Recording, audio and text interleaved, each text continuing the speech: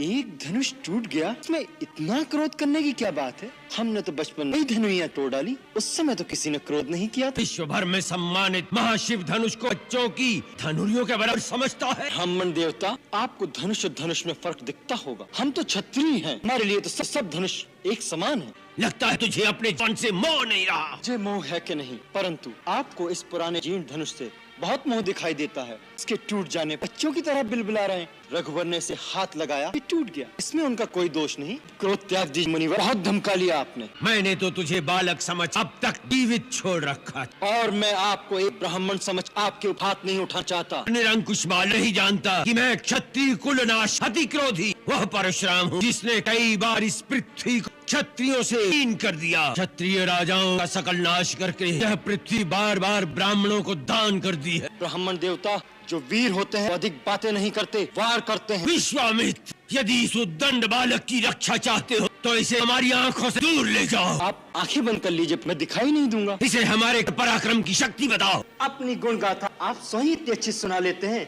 कि दूसरे की आवश्यकता ही नहीं।